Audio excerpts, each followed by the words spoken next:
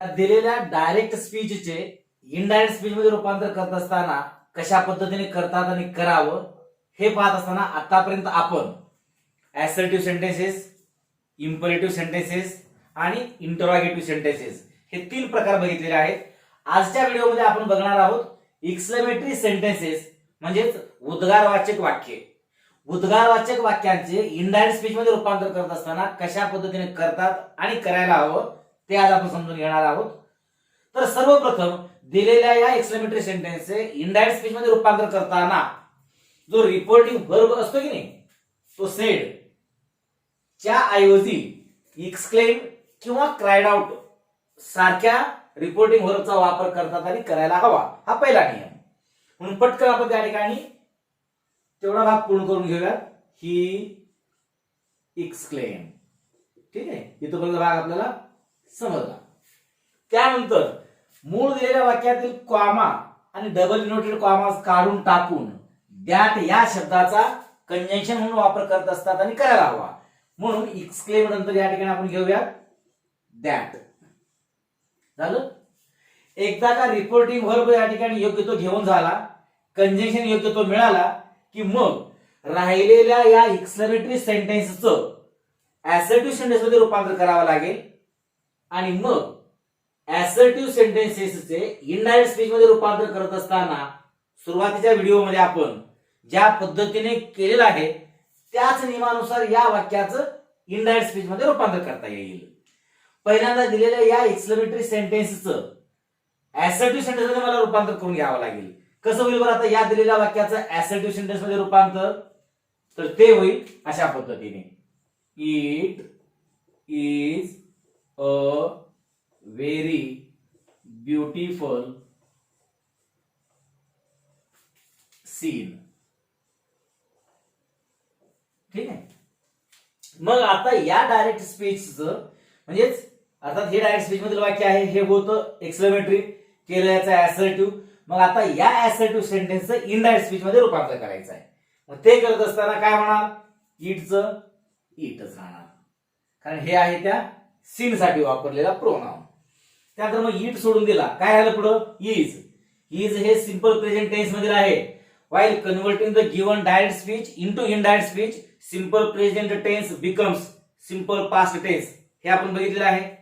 त्यामुळं इट नंतर घ्यायचं मला टू बी चं रूप आहे ते म्हणजे was. He exclaimed that it was a very beautiful. Okay, scene. हे झालं दिलेल्या पहिल्या वाक्याचं इनडायरेक्ट स्पीच. त्याच पद्धतीने दुसऱ्या वाक्याकडे आता जाऊयात. याही ठिकाणी सेड या रिपोर्टिंग वर्ब ऐवजी एक्सक्लेमचा मला वापर करावा लागेल. म्हणून उत्तर असं येईल, नेहा एक्सक्लेम्ड. इथं थोडंसं आपण थांबूयात.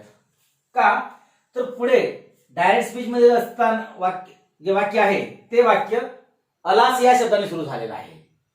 जेव्हा जेव्हा अलास, हुर्या, वाव अशा प्रकारच्या शब्दाने एक्सक्लेमेटरी सेंटेन्सची सुरुवात झालेली असते त्यावेळेस त्या वाक्याचं इनडायरेक्ट स्पीच मध्ये रूपांतर करत असताना या शब्दांऐवजी विथ जॉय किंवा विथ सॉरो सारख्या शब्दांचा वापर करावा लागतो. आणि त्यानंतर अशा शब्दांच्या पुढे राहिलेला शिल्लक राहिलेला जो भाग असतो तो ऍसर्टिव्ह सेंटेन्सचाच असतो.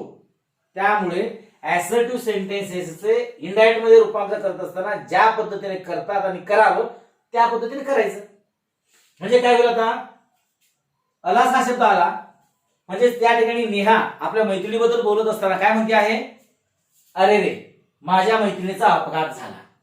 मग अरे रे हा जो शब्द जो आहे, अलास हा शब्द जो आहे तो शब्द नेहाला तिच्या मैत्रिणीविषयी वाटत असलेली जी हळहळ आहे, जे दुःख आहे ते व्यक्त करते की नाही. म्हणून एक्सक्लेम नंतर आपण या ठिकाणी घेणार आहोत विथ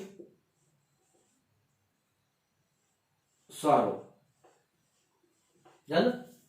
मग पहिल्या वाक्याप्रमाणेच कॉमा, डबल इनवर्टेड कॉमा काढून टाकून काय घ्यायला हवाय? दॅट. म्हणून या ठिकाणी मी घेणार दॅट. म्हणजे उत्तर झालं Neha exclaimed with sorrow that. पुढे जे शिल्लक राहत आहे या वाक्याचं नियमानुसार इनडायरेक्ट स्पीच मध्ये रूपांतर करत जाऊयात. ते करत असताना यातील असणारा माय हा सर्वनाम कोणासाठी वापरला गेला आहे? नेहासाठी. नेहा थर्ड पर्सन आहे, मग माय हे पॉझेसिव्ह प्रोनाउन आहे. मग थर्ड पर्सन पॉझेसिव्ह प्रोनाउन कोणतं येणार? तर हर. म्हणून या ठिकाणी येईल माय फ्रेंड ऐवजी हर फ्रेंड. कारण नेहा जेव्हा जेव्हा बोलते तेव्हा ती स्वतः बोलत असताना माझी मैत्रीण असं म्हणते. मग ती जी बोलते आहे ते ऐकून मी जर समजा तुमच्या समोर सांगू लागलो तर मी काय म्हणणार? नेहा म्हणाली की तिच्या मैत्रिणीचा अपघात झाला होता. ती बोलताना बोलते की माझ्या मैत्रिणीचा अपघात झाला, आणि ते ऐकून मी तुम्हाला सांगताना मी कसं सांगेन? तिच्या मैत्रिणीचा अपघात झाला होता. म्हणून हर फ्रेंड मेट हे सिंपल पास्ट टेन्स मध्ये आहे. Simple past tense will be converted into past perfect tense while changing from direct speech into indirect speech. म्हणून उत्तर होईल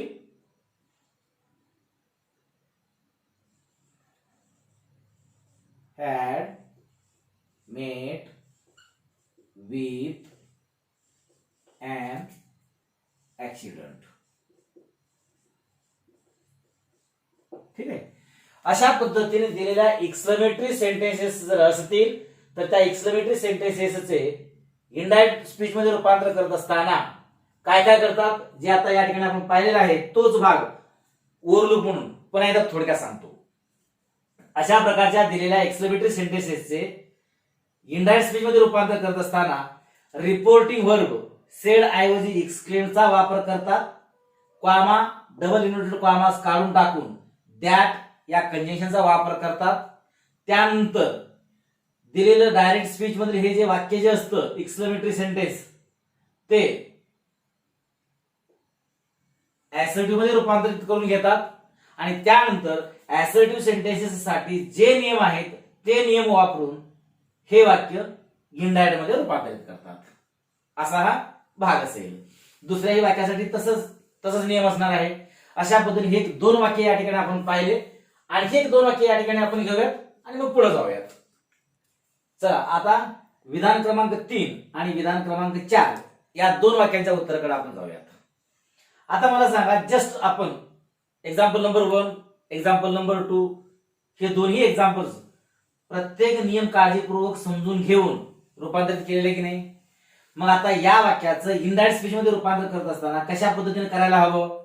यापूर्वी सांगितलेल्या नियमानुसार जर करायचं झालं तर they exclaimed comma double inverted comma निघून जाणार, दॅट असं येणार.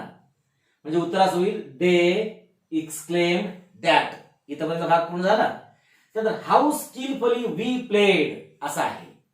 मग या वाक्याचं पहिल्यांदा मला काय करावं लागेल? असर्टिव्ह सेंटेन्स मध्ये रूपांतर करावं लागेल. मग कसं होईल assertive sentence? We played very skilfully असं होईल त्याचं असर्टिव्ह सेंटेन्स. मग त्या असर्टिव्ह सेंटेन्सचं इनडायरेक्ट स्पीच मध्ये रूपांतर करत असताना they exclaimed that they had played, कारण प्लेड हे सिंपल पास्ट टेन्स मधील आहे. Simple past tense will be converted into past perfect tense while changing the given direct speech into indirect speech. हे आपण बघितलेलं आहे. म्हणून उत्तर असं झालं थोडक्यात they exclaimed that they had played very skillfully. आलं लक्षात? जे आता म्हणालो तोच भाग या ठिकाणी आता फळ्यावरती लिहितोय बघा काळजीपूर्वक. they exclaimed, ओके, कंजंक्शन म्हणून घ्यावं लागेल मला दॅट या शब्दास म्हणून घेतला दॅट. त्यानंतर दे had played very skilfully, SKILLFULLY. Okay. आता क्रमांक 4च्या वाक्याकडे आपण जाऊयात. रमेश सेड, काय करणार? रमेश exclaimed बरोबर आहे. बघा या ठिकाणी हे नंबर 4चं जे वाक्य आहे थोडस वेगळ्या प्रकारचं आहे, कारण मगाशी यापूर्वी नंबर 2चं जे वाक्य आपण पाहिलं त्या वाक्यामध्ये अलास हा शब्द आला होता, त्यामुळे आपण विथ स्वर असं घेतलेलं. आता या ठिकाणी वाव असा हा शब्द आलेला आहे, म्हणजे आश्चर्य व्यक्त करणारा किंवा एखाद्या गोष्टीबद्दल वाटलेला जो आनंद आहे तो आनंद व्यक्त करण्यासाठी शब्द वापरलेला आहे वाव. म्हणून या ठिकाणी हा शब्द काढून टाकून मला घ्यावं लागेल विथ जॉय. झालं इथपर्यंत. पण मगाशीच्या वाक्यामध्ये कसं होतं, अलास झाल्यानंतर राहिलेला पुढचा भाग जो होता तो ऑलरेडी असर्टिव्ह सेंटेन्सचा होता. इथे एक तरी हा वाव हा शब्द तर आलेलाच आहे, हा इंटरजेक्शन तर आलेलंच आहे. या इंटरजेक्शनला काढण्यासाठी मी घेतला विथ जॉय. बरोबर आहे.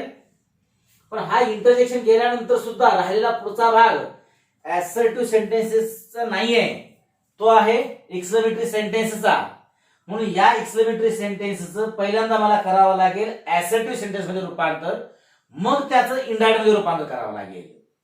म्हणून व्हॉट अॅन आयडिया या एक्सक्लेमेटरी सेंटेन्सचं पहिल्यांदा असर्टिव्ह मध्ये रूपांतर करताना कसं होईल, it is a great idea हे असेल या वाक्याचं असर्टिव्ह.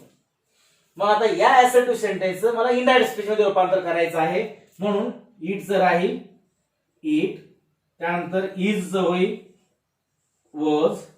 ओके. पुढे अ ग्रेट आयडियाचं अ ग्रेट आयडिया. लक्षात. दिलेल्या मूळ वाक्यामध्ये जरी ॲन असलं तरी देखील रूपांतरित वाक्यामध्ये मात्र अ आलेला आहे, कारण या ठिकाणी आयडिया होतं म्हणून ॲन, या ठिकाणी अच्या पुढे येणार आहे ग्रेट म्हणून ग्रेटच्या पूर्वी येणार अ. अशा पद्धतीने दिलेल्या या दोन्ही वाक्यांचं डायरेक्टचं इनडायरेक्ट मध्ये रूपांतर करत असताना कशा पद्धतीने आपण केलं हे समजलं असेल, नक्की सर्वांना समजलं असेल असं समजूयात. जो भाग या ठिकाणी मी तुम्हाला ओरली सांगितलेला आहे तोच भाग इकडे शब्दबद्ध करून फळ्यावरती लिहिलेला आहे. काय काय सांगितलं होतं तुम्हाला, दिलेल्या डायरेक्ट स्पीच म्हणजे या प्रकारच्या वाक्यांचे इनडायरेक्ट स्पीच मध्ये रूपांतर करताना रिपोर्टिंग व्हर्ब सेड ऐवजी एक्सक्लेम किंवा क्राईड आउटचा वापर करतात असा पहिला भाग सांगितला होता. त्याच पद्धतीने आपण ही चारही वाक्य सोडवलेले. पुढचा मुद्दा काय सांगितला होता तुम्हाला, त्या वाक्याच्या अर्थानुसार उदाहरणार्थ उदाहरण क्रमांक 2 आणि उदाहरण क्रमांक आता आपण पाहिलेलं 4 ह्या दोन वाक्याकडे पहा म्हणजे लक्षात येईल. वाक्याच्या अर्थानुसार कधी कधी वरील रिपोर्टिंग व्हर्ब्स सोबत म्हणजे कुठले व्हर्ब्स एक्सक्लेम किंवा क्राईड आउट हे जे आहेत की हे वरील असणारे हे रिपोर्टिंग व्हर्ब्स, या वरील रिपोर्टिंग व्हर्ब्स सोबत विथ जॉय किंवा विथ सॉरो सारख्या शब्द समूहाचा वापर करतात. हेच आपण या ठिकाणी केलेलं आहे आणि नंबर 2च्या वाक्यामध्येही आपण केलेलं होतं. त्यानंतर नंबर 3चा मुद्दा काय, या प्रकारच्या वाक्यांचे इनडायरेक्ट स्पीच मध्ये रूपांतर करताना स्वल्पविराम व अवतरण चिन्हे काढून टाकून दॅट या शब्दाचा वापर करतात. आणि तो शब्द काय म्हणून घेतात तर दॅट या शब्दाचा कंजंक्शन म्हणून वापर करतात असं म्हणा फार तर. ओके. एकदा का हा रिपोर्टिंग व्हर्ब बदलला गेला, कॉमा डबल इंटू कॉमा च्या ऐवजी दॅट या कंजंक्शनचा वापर करून झाला की मग पुढे काय करतात म्हणून सांगितलेलं होतं हे चारही वाक्य पाहत असताना.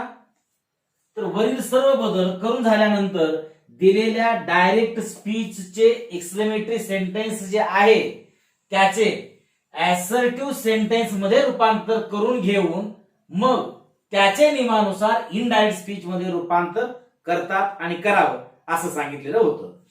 अगदी चारही वाक्य याच पद्धतीने आपण सोडून घेतलेले आहेत. ठीक आहे. अशा पद्धतीने हा एक्सक्लेमेटरी सेंटेन्सचा असणारा भाग सर्वांना चांगल्या पद्धतीने समजलेला असणार आहे. समजलं असेल आनंदाची गोष्ट आहे.